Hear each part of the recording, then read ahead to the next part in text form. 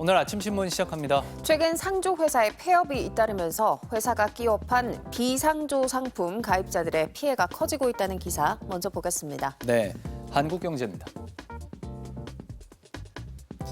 업계 30위권 상조 회사인 위드라이프가 경영난을 견디지 못하고 지난 4일 최종 폐업 처리됐는데요.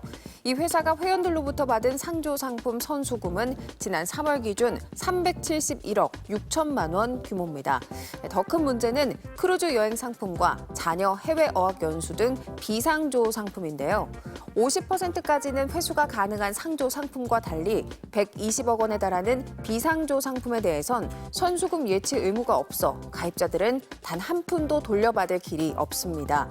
위드라이프 외에도 재작년부터 지난 8월까지 상조 회사 8곳의 폐업으로 발생한 미지급액은 281억 원인 것으로 나타났는데요. 상조 회사 78곳의 선수금 규모가 9조 원에 달해 상위권 저축은행 수준이지만 그림자 금융처럼 규제 사각지대에서 운용된다고 신문은 지적했습니다. 다음은 세계일보입니다. 하락세가 이어지던 학군 사관 후보생 ROTC 지원율이 9년 만에 반등했다는 기사입니다. 국방부에 따르면 올해 ROTC 지원자는 7,900여 명으로 지난해보다 2천여 명이 증가했는데요. 해군과 공군의 지원비는 다소 하락한 반면 육군의 지원비는 올해 2.3대 1로 가장 크게 늘었습니다. 특히 여성 지원자 수가 같은 기간 전체 지원자의 24%에서 31%로 약 1,000명 넘게 증가했습니다. 올해부터 학군단에선 필기시험을 폐지하고 장교 후보생의 처우 보장을 위해 지원금과 장려금을 인상하는 등 다양한 유인책을 피인 결과라고 신문은 전했습니다. 이어서 한국경제입니다. 국민건강보험이 보장하지 않는 의료비를 보장하는 실손보험이 과잉 의료의 근원으로 전락해 지난해 적자가 2조 원에 육박한다는 기사입니다. 5대 손해보험사의 실손보험금 전체 지급액은 2020년 7조 원에서 지난해 9조 원으로 3년 사이 2조 원 증가했는데요. 물리치료와 비급여 주사제, 발달 지연 등의 보험금 지급액이 많았습니다. 증가율로 살펴보면 발달 지연 관련 보험금이 지난해 1,600억 원으로 4년 전보다 4배 가까이 급증했는데요.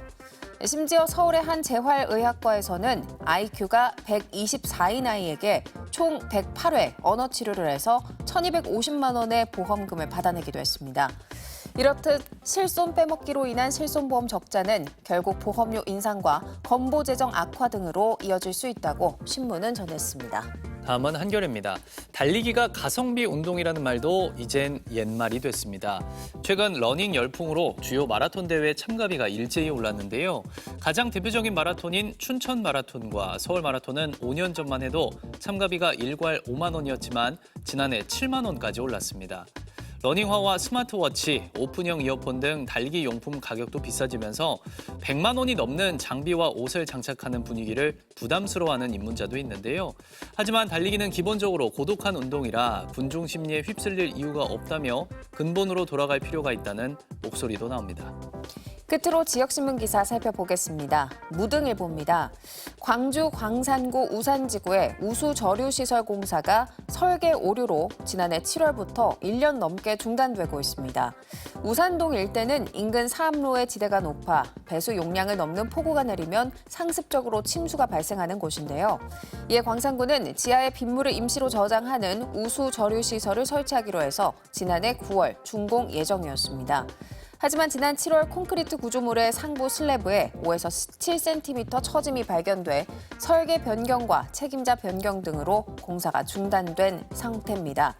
그동안 도로 중앙에 방치된 공사 현장으로 인해서 출퇴근길 교통체증이 심해져 주민들이 불편을 겪고 있다고 신문은 전했습니다. 지금까지 오늘 아침 신문이었습니다.